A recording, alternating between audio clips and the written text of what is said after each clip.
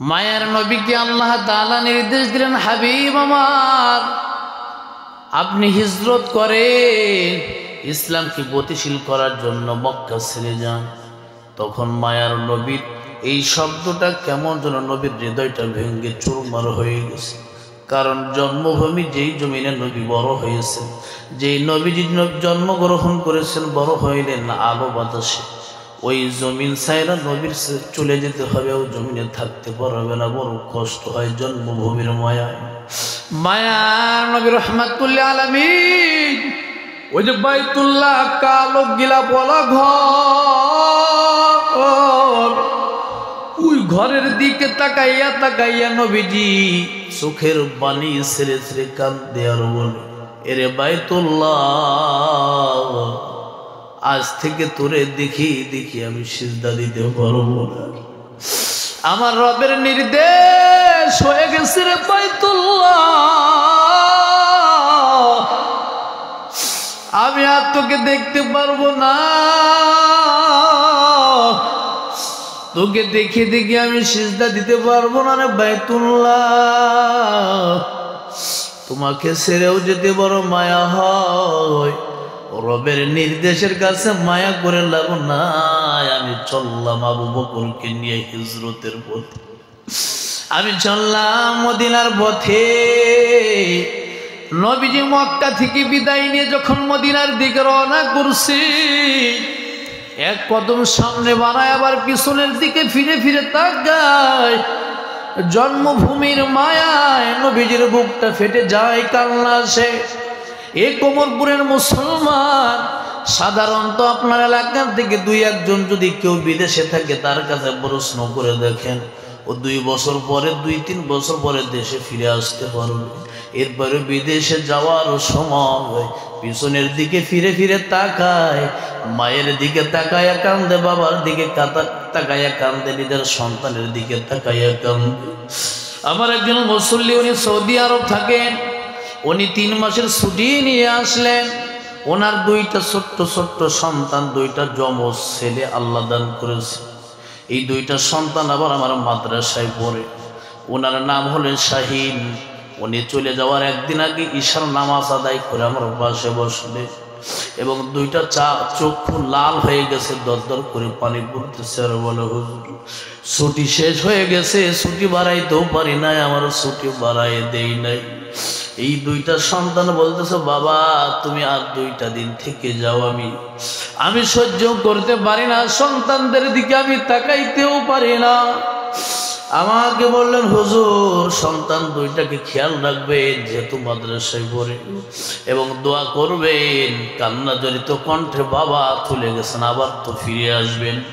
এই জন্মভূমির মায়া, সন্তানের মায়া, বন্ধু বান্ধব, মা বাবা, এলাকার মায়া, কিন্তু কি করবে, বিদেশে যেতেই হবে, একটা কর্মের রাস্তা বেছে নিয়েছে, এই জন্য মায়া ত্যাগ করে যায়। এই জন্য বড়বাসীদের মতো বড় কষ্ট আমার মনে হয় কেউ করে না। এত বড় ত্যাগ আর কুরবান কর্মজীবনে মনে হয় আর কেউ করে না। কত কষ্ট মনের মধ্যে চাপা দিয়ে রাখে, তারপরে কাউকে বুঝতে দেয় না। সন্তান, এমন সন্তান আছে ওই বিদেশের জমিনে ঈদের দিন পর্যন্ত কাজ করে। মা বাবা ফোন দিয়ে বলে, বাবা ঈদের দিন সেমাই চিনি কিছুটা খেয়েছো কিনা। সন্তান কাজ করে, আর অডিও কলে মিথ্যা কথা বলে, বাবা ঈদের নামাজ আদায় করে আমরা ঘোরাফেরা করতেছি, বাংলাদেশে যারা আছে আনন্দ করতেছি। কত কথা গোপন রাখে, লুকায়া রাখে, কত কষ্ট মনের মধ্যে চাপিয়ে রাখে। মা বাবার জন্য মায়া লাগে, বড় দুঃখ লাগে, কষ্ট লাগে, তারপরেও আসতে পারে না। যেমন আমার গত কয়েক মাস আগে আমার ছোট ফুফু যান মারা গেলেন, ছোট ফুফু আম্মা মারা গেলেন। 5টা সন্তান, 5 জন বিদেশের জমিনে। বন্ধুরা আমার, একটা মাত্র ছেলে দেশের মাটিতে ছিল। 4টা সন্তান যে ফুফুজান গর্ভে ধারণ করেছে, 4টা সন্তান মায়ের জানাজায় হাজির হতে পারে। ভিডিও কলের মধ্যে আম্মু আম্মু বলে চিৎকার দিয়ে এমনভাবে কান্না করছে, যে দৃশ্যগুলো মনে পড়লে সহ্য করা যায়। জীবন এত সহজ না, জীবন বড় কষ্টের। প্রবাস জীবন কত কষ্টের। শেষ বিদায়টা পর্যন্ত মাকে দিতে পারে নাই, মায়ের কবরে মুষ্টি মাটি দিতে পারেন না। এই সন্তান তো একদিন ফিরে আসবে, কিন্তু মায়ার নবী রাহমাতুল লিল আলামিন পয়গম্বর মক্কা থেকে মদিনার পথে হিজরত করেন, আর পিছনের দিকে ফিরে ফিরে তাকায় আর কান্দে আর বলে, আল্লাহ, বাবাকে দেখি নাই, আম্মাও নাই, আমি মুহাম্মাদের 6 বছর বয়সে মা কবরে। মালিক রে, আমার মাথার ছায়া আমার দাদা ছিল, দাদাও নাই, আমার চাচাও নাই। ওরে মালিক, এই জন্মভূমিতে সবাই রয়ে গেল, আমি সবাইকে ছেড়ে আমি এতিম মুহাম্মদ চোখের মধ্যে পানি নিয়ে মদিনার পথে রওনা করলাম রে মালিক। আল্লাহ, নবীর এই দৃশ্যগুলো দেখা আসমান কেঁদেছে, জমিন কাঁদছে। আল্লাহ তাআলা ডাক দিয়ে বলে, বন্ধুরে, আপনি চোখের পানি মুছে ফেলেন। ও বন্ধু, আপনি কান্না করবেন, আপনার কান্না আমি আল্লাহ সইতে পারি না। বন্ধুরে, আমি আল্লাহ কথা দিলাম,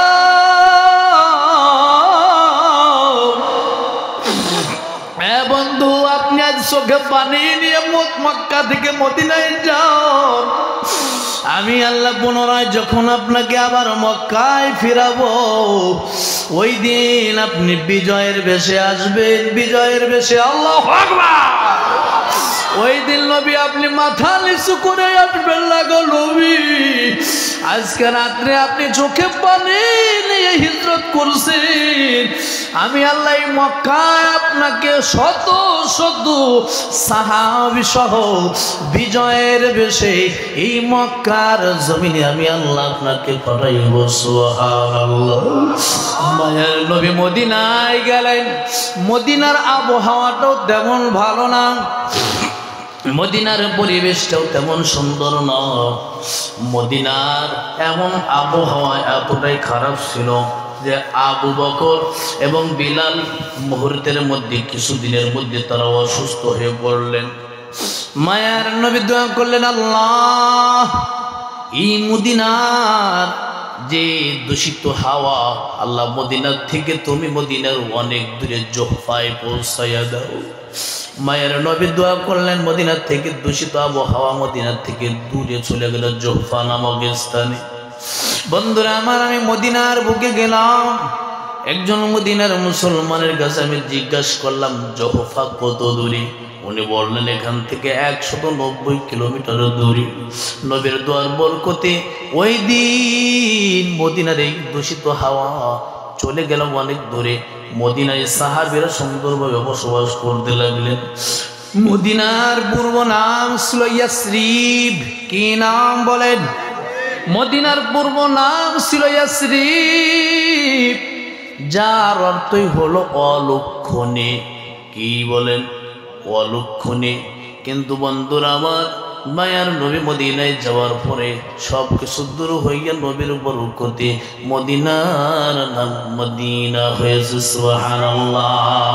মদিনা মদিনা আশিক মুমিনের ঠিকানা, বলো না মদিনা মদিনা আশিক মুমিনের ঠিকানা। তোমরা দিদার চেয়ে কাঁদো, তোমরা দিদার চেয়ে কাঁদো, তোমরা হও না নবীর দিওয়ানা। মদিনা মদিনা আশিক মুমিনের ঠিকানা, বলো না মদিনা মদিনা আশিক মুমিনের ঠিকানা। নবীর শ্রেষ্ঠ সাহাবী হযরত আবু বকর সিদ্দিকী ভালোবেসে শৈল পাশে ভালোবেসে শৈল পাশে যে দেখো মদিনা মদিনা মদিনা আশিক মুমিনের ঠিকানা বলো না মদিনা মদিনা আশিক মুমিনের ঠিকানা আল্লামা সুয়ুতী ৭৫ বার দেখছেন নবীজি এতবার দেখিয়াও তাহার তৃপ্তি তাহার হলো না মদিনা মদিনা আশিক মুমিনের ঠিকানা বলো না মদিনা মদিনা আশিক মুমিনের ঠিকানা চিৎকার দিয়ে বলেন মারহাবা মায়ের নবী রাহমাতুল লিল আলামিন পয়গম্বর যেদিন বিজয়ের বেশে মক্কায় প্রবেশ করতেছিলেন এর পূর্ব মুহূর্তে বন্ধুরা আমার সাহাবীদেরকে তৈয়ার করলেন সব সাহাবীদের কাফেলা নিয়ে মায়ের নবী বিজয়ের বেশে মদিনা থেকে মক্কার দিকে রওনা করলেন মক্কায় প্রবেশ করলেন কিন্তু বন্ধুরা আমার দেখে সাধারণ ছোটখাটো নেতাও যখন রাস্তা দিয়ে চলে তখন সিনা টান টান করে মাথা উঁচু করে অহংকারের সাথে হাঁটে কথা বলেন না কেন সামান্য একটু পদ পদবি আছে অথবা নাই একজন নেতার পিছনে ঘোরাঘুরি করে এরপরেও দেখা গেছে তার চলাফেরার ভাব মূর্তিময় অন্যরকম আছে না নাই কিন্তু মায়ার নবী রাহমাতুল লিল আলামিন পয়গম্বর বিজয়ের বেশে যখন মক্কায় প্রবেশ করলেন মায়ার নবী মাথা নিচু করে মক্কায় প্রবেশ করলেন যাতে করে কোন প্রকারের অহংকার যেন প্রকাশ না পায় সিনা টান টান করে মাথা উঁচু করে মক্কায় প্রবেশ করেন নাই নবী আমার মাথা নত করে এবং তাসবিহ পড়তে ইস্তিগফার পাঠ করতে করতে রাহমাতুল লিল আলামিন পয়গম্বর মক্কায় প্রবেশ করলেন আর নবীর সাথে যত সাহাবীরা ছিল সব সাহাবীরা একে অপরকে বলতেছে মক্কায় যাইতেছি মক্কায় যাওয়ার পরে অমুক কাফেরকে যদি পায় ওর কঠিন প্রতিশোধ নেব বলে আল ইয়াউমা ইয়াউমুল মালহামা আজকের দিন হবে বদলা নেয়ার দিন প্রতিশোধ নেয়ার দিন নবীজি শুনতেছেন কিন্তু কাউকে কিছুই বলেন না নবীর ডাইনে বামে যত সাহাবী সব সাহাবীরাই বলতেছেন আল ইয়াউমা ইয়াউমুল মালহামা আজকের দিন হলো প্রতিশোধ নেয়ার দিন যাদের নির্যাতন নিপীড়নের কারণে আমরা ঘর বাড়ি ছেড়ে মদিনায় যেতে বাধ্য হয়েছি ওই কাফেরদের যদি আজকে পাই আজকে কচু কাটা কাটবো তাদেরকে মক্কা থেকে বাহির করে দেব আমরা বিচার করব নবীজি শুনেন কিন্তু নবীজি কোনো কথা বলেন না এই কমলপুরের মুসলমান রাহমাতুল লিল আলামিন পয়গম্বর যখন মক্কায় প্রবেশ করেই ফেললেন মক্কায় প্রবেশ করার পর মায়ার নবী এমন একটা ঘোষণা দিলেন যে ঘোষণা শোনার পর সাহাবীরা পর্যন্ত হতভম্ব হয়ে গেল আশ্চর্য হয়ে গেল কি ঘোষণা নবীজি বলতেছেন আল ইয়াউমা ইয়াউমুল মারহামা আজকের দিন হলো ক্ষমা করে দেওয়ার দিন আজকের দিন হলো রহম করে দেওয়ার দিন সুবহানাল্লাহ এমন তিম নবী আমার পিতা মাতা নাই যে তাহার এমন তিম নবী আমার পিতা মাতা নাই যে তাহার তারপরেও কত মারা মারল তাকে দুশ্মনে নবী বিনে কে তরাবে পৌঁছেরাত মিজানে নবী বিনে কে তরাবে পৌঁছেরাত মিজানে চলো চলো চলো মুমিন চলো নবীর সন্ধানে নবী বিনে কে তরাবে পৌঁছেরাত মিজানে নবী বিনে কে তরাবে পৌঁছেরাত মিজানে নবী আমার জীবন ভরে দিনের লাগি কষ্ট করে দন্দন শহীদ করিলেন উহুদের ময়দানে নবী বিনে কে তরাবে পুলসিরাত মিজানে নবী বিনে কে তরাবে পুলসিরাত মিজানে চিৎকার দিয়ে বলেন ঠিক কিনা এই কোমরপুরের মুসলমান ওগো নবীর উম্মত নবীজি মক্কায় বিজয়ের বেশে গেলেন এবং মক্কা থেকে বিদায়ের সময় কেমন কান্না করেছিলেন যে কাফের বেঈমানদের নির্যাতনার জুলুমের কারণে নবীজি থাকতে পারে নাই ওই নবীজি নির্যাতন নিপীড়িত হওয়ার পরেও নবীজি মক্কায় প্রবেশ করার পর সব মানুষদেরকে আমার নবী রহম দিলের নবী সবার প্রতি রহম মায়ার নজরে তাকাইয়া সবাইকে আমার নবী মাফ করে দিলেন সুবহানাল্লাহ এমন নবী পৃথিবীর জমিনে আর পাইবা নাকি বলো এমন দয়ার নবী কোনো উম্মতে পেয়েছিলেন নাকি কোনোদিন বলেন ওই নবী রাহমাতুল লিল আলামিন পয়গম্বর যখন ক্ষমার ঘোষণা করে দিলেন তারপরেও বড় বড় কাফেরগুলো তাদের অন্তরের মধ্যে ভয় কি ভয় যে যতই ক্ষমার ঘোষণা করে দিক না কেন হয়তো আমরা জীবনে নবীর সাথে এমন ব্যবহার খারাপ করেছি আমাদের হয়তো মাফ করবে না যেমন আবু জেহেলের ছেলে যার নাম হলো ইকরামা পর্যন্ত পানিপথে একটি বাহন লইয়া পানিপথের বন্ধুরা আমার একটি নৌকা অথবা জাহাজে কইরা দ্রুত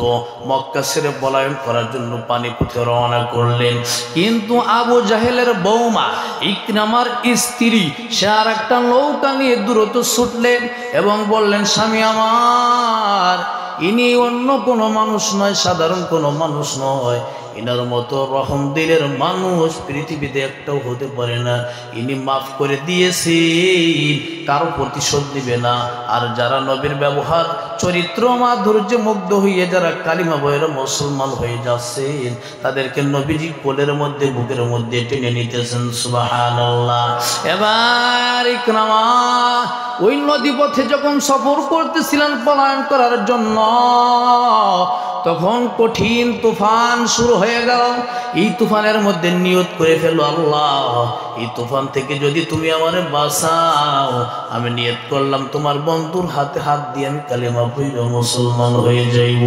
এবার ইকরামা ফিরে আসছে তুফান থেমে গেছে ইকরামা ফিরে আসলো ইকরামা নবীর সামনে হাজির এর কোমরপুরের মুসলমান বলো যেই ইকরামার বাবা আবু জাহেল নবীজিকে কত নির্যাতনার জ্বালাতন করেছে আবু জাহেলের মতো এত বেশি জ্বালা নির্যাতনার কোনো কাফেরি করে নাই নবীজি নামাজে দাঁড়ালেন উটের নারী ভরি পর্যন্ত পিঠের উপরে চাপাই দিতেন নবীজি যত ইবাদতে থাকতেন সব জায়গা ব্যাঘাত সৃষ্টি করতো আবু জাহেল নবীজি পাহাড়ের মধ্যে যায়েদ ইবনে আরকামের বাসায় একটা মাদ্রাসা বানাইলেন সারাদিন সাহাবীদেরকে দিন শিক্ষা দিয়া একটু দিনের তালিম তরবিয়ত শিক্ষা দেওয়ার পর মাথাটার মধ্যে ব্যথা করতেছেন এই জন্য উন্মুক্ত হাওয়ায় পাহাড়ের উপরে নবীজি ঘোরাফেরা করতেছেন আবু জেহেল কোথা থেকে যেন ঘোড়া নিয়ে যাইতেছিল দূর থেকে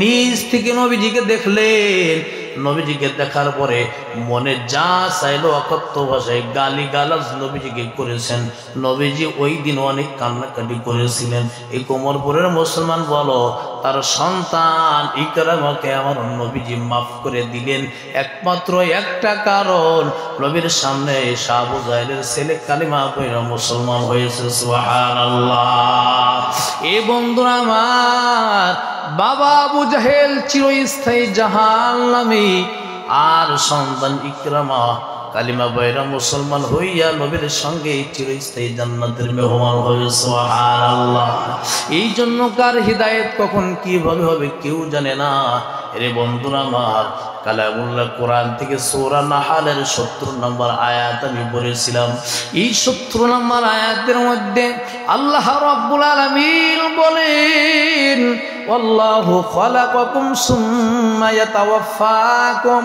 আল্লাহ বলেন দুনিয়ার মানুষ তোমাদের স্রষ্টা তোমাদের রব আমি আল্লাহ সুম্মা ইয়াতাওয়াফাকুম তোমাদেরকে সৃষ্টি করলাম আমি আল্লাহ, আবার তোমাদেরকে মৃত্যু ঘটাবো।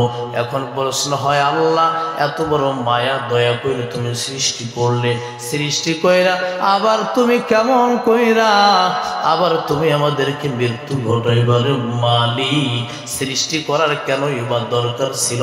আল্লাহ বলেন, লিয়াবলুয়াকুম আইয়ুকুম আহসানু আমালা, সৃষ্টি করেছি হায়াত আর মওত সৃষ্টি করলাম এই জন্যই যে তোমাদের জীবনটা হলো পরীক্ষার জীবন। এই জীবনটা আমি দিয়েছি পরীক্ষা নেওয়ার জন্য, দেখি কে কত সুন্দর ভালো আমল করে আমি আল্লাহর কাছে আসতে পারো। এই কমরপুরের মুসলমান, আমি যতদূর জানি এইটা গোরস্থানের ময়দান মনে হয়, হ্যাঁ? পাশে কবর আছে, এই পিছনে, এই যে পিছনে কবর আছে, এই কবরের মধ্যে আল্লাহ তাআলা ওই মানুষগুলো, ওই বান্দা বান্দির সঙ্গে ভালো ব্যবহার করবে যাদের জীবনকে মনে করেছিল ও হায়াতাকা ক্বাবলা মাউতি, যাদের জীবনটাকে তারা গনিমত মনে করেছিল। এবং লিয়াবলুয়াকুম আইয়ুকুম আহসানু আমালা, আল্লাহর কাছে নেক আমল নিয়ে, ভালো আমল নিয়ে যারা ওই কবরে শুয়ে আছে, আমার আল্লাহ তাদের কবরটাও জান্নাতের বাগান বানাই দিবেন। সুবহানাল্লাহ। কমরপুরের উপস্থিত জিন্দা মুসলমানগণ বলেন, আমাকে আপনাকেও একদিন এই গোরস্থানের মাটি বুকে নিয়ে ঘুমানো লাগবে কি লাগবে না বলেন? ডাইনে মাটি, বামে মাটি, মাটির বিছানা, মাটির সামিয়ানা, জানালা থাকবে না, দরজা থাকবে না, ওখানে সাথী নাই, বাতি নাই, বিদ্যুতের কোনো ব্যবস্থা নাই, সৌর বিদ্যুতেরও কোনো ব্যবস্থা নাই, টেলিফোন নাই। কিন্তু ওই কবরে যাওয়ার ওয়ার্নিং কখন এসে যাবে, জীবনের শেষ যুদ্ধের সময় কখন এসে যাবে কেউ বলতে পারো না রে বন্ধু আমার। আল্লাহ বলেন সূরা নাহলের 90 নম্বর আয়াতের মধ্যে 70 নম্বর আয়াতে বলেন, আল্লাহ বলেন, অমিনকুম মাইয়ুরাদ্দু ইলা আরদালিল উমুর লিকাইলা ইয়ালামা মিন বাদি ইলমিন শাইআ, তোমাদের কারো কারো মৃত্যু আমি আল্লাহ তাআলা ঘটাই বার্ধক্যে, কিছু কিছু মানুষের মৃত্যু আবার ঘটাই মায়ের পেটে, কিছু কিছু মানুষের মৃত্যু ঘটায় 2 মিনিট হায়াত দিয়া, কিছু কিছু মানুষের মৃত্যু শিশুকালে ঘটায়, কিছু কিছু মানুষের মৃত্যু 10 দিনে, কারো কারো মৃত্যু 10 বছরে। এক কথায় মৃত্যুর কোনো সিরিয়াল রাখে নাই, কোন সময় কোন সময় মৃত্যু হবে একমাত্র আমি আল্লাহ জানি, কোন ফেরেশতাদেরকেও জানাই নাই, কোন নবী রাসূলকে জানাই নাই। কমরপুরের মুসলমান, এ যুবক ভাই, কখন কোন দুর্ঘটনার শিকার হয়ে কখন যেন লাশ হইয়া কবরে শোয়া লাগে। বলো, এই কবরের ডাক অনেক সময় মানুষের তো ঘুমের ঘরেও এসে যায়, আর রাত্রে মাহফিল শুনে ঘুমাইবেন, সকালবেলা হয়তো মসজিদের মাইকে আপনার নামের ঘোষণা হয়, অমুকার নাই দুনিয়া থেকে বিদায় হতে পারে কি পারে না। অনেক মানুষ তো ঘুমের ঘরেও মরিয়া যায়, অনেক মানুষ, ভালো মানুষ ঘুমের বিছানায় গেল, নিদ্রায় বিভোর, ঘুম থেকে আর চক্ষু খুলতে পারে নাই, দুনিয়া থেকে চিরদিনের জন্য বিদায়। এরে কমরপুরের যুবক ও বোনেরা আমার, যুবতী বোনেরা আমার, অনেক মানুষ কানের মধ্যে হেডফোনটা লাগাইয়া গান শুনতে শুনতে ঘুমায়। এরে যুবক ভাই, আমি বলতে চাই, কত মানুষের ঘুমের ঘরেও মৃত্যু হয়ে যায়। যদি তোমার কানের মধ্যে হেডফোনটা থাকার কারণে গান শুনতে শুনতে এমন সময় যদি মালাকুল মাউত হাজির হয়, ওই সময় মালাকুল মাউত কেমন একটা ভয়ানক সুরত নিয়ে আসবে, তোমার পরাণ উইরা যাবে, চক্ষু উল্টা যাবে, কিন্তু অন্ধকার ঘরের মধ্যে, তোমার বেডের মধ্যে, বিছানার মধ্যে আজরাইল বৈশা তোমার রূহটা কবজ কইরা নিয়ে যাবে। কানের মধ্য থেকে হেডফোনটাও আজরাইল খুলে দিবে না। গান যদি চালু করি ঘুমাইয়া পড়ো, মরণের পরেও কানের মধ্যে গান চলতেই থাকবে, চলতেই থাকবে। এই জন্য রাতে ঘুমানোর পূর্বে কোন প্রকারের গুনাহ নয়, ঘুমানোর পূর্বে ওযু কইরা বিছানায় ঘুমাও, কমপক্ষে 100 বার আস্তাগফিরুল্লাহ পাঠ করো, 100 বার দুরূদ শরীফ পাঠ করে ঘুমের বিছানায় ঘুমায়ে যাও। ঘুম থেকে যদি জাগ্রত হও তাহলে সকাল, না হইলেই তোমার পরকাল। যদি তোমার ঘুম থেকে জাগ্রত হতে না পারো, যদি পরকালে চলে যাও, ঘুমের পূর্বে যে ইস্তিগফার আর দুরূদের আমল করেছো, এই আমলের বদৌলতে আল্লাহ তোর মাফ করিয়া নিষ্পাপ বানাইয়া নবীর খাঁটি উম্মত আশিক বানাইয়া রূহটা কবজ কইরা জান্নাতের মেহমান বানাই দিতে পারেন কিনা বলেন। এই জন্য আজকের এই ময়দান থেকে তওবা করবা। আজ থেকে ঘুমানোর পূর্বে দিনেও কোনো গুনাহ করব না, গোপনে প্রকাশ্যে দিনের আলোতে রাতের অন্ধকারে ছোট বড় কোনো প্রকারের গুনাহ করব না। বিশেষ করে ঘুমানোর পূর্বে কোনো প্রকারের জন্য গুনাহ আমার দ্বারা না হয়। চক্ষু দিয়ে যেন অশ্লীল কোনো ভিডিও যেন আমি না দেখি, কানের মধ্যে যেন কোনো গানের আওয়াজ দিয়ে আমি যেন ঘুমিয়ে না যায়, কারণ আমার ঘুম ভাঙতেও পারে নাও ভাঙতে পারে। কথা বলেন ঠিক কিনা? এই জন্য মনটারে বুঝাইবা, নিজের কতজনের বাবা, কতজনের মা, কতজনের সন্তান আপনজন এই কমরপুর গোরস্থানে ঘুমিয়ে আছে না নাই? ডাইনে বামে কতজন ঘুমিয়ে আছে, কোনো উপায় নাই। এই কবরবাসী হয়ে গেছে যারা, তারা আমাদেরকে ডাক দিয়ে বলে তু তাওয়াঙ্গার গাছটা ইয়া জামালে মা ইজমা গাফেল সুদি হালেমা। এর সন্তান আমার, মা বাবা যাদের কবরে, সন্তানগুলো যখন হেঁটে যায় রাস্তা দিয়ে, কবরের পাশ দিয়ে হেঁটে যায়, মা বাবা কবর থেকে ডাক দিয়ে বলে ও সন্তান, আমার রেখে আসা ঘরের মধ্যেই তুমি ঘুমাও, আমার রেখে আসা বিল্ডিং এই তুমি ঘুমাও।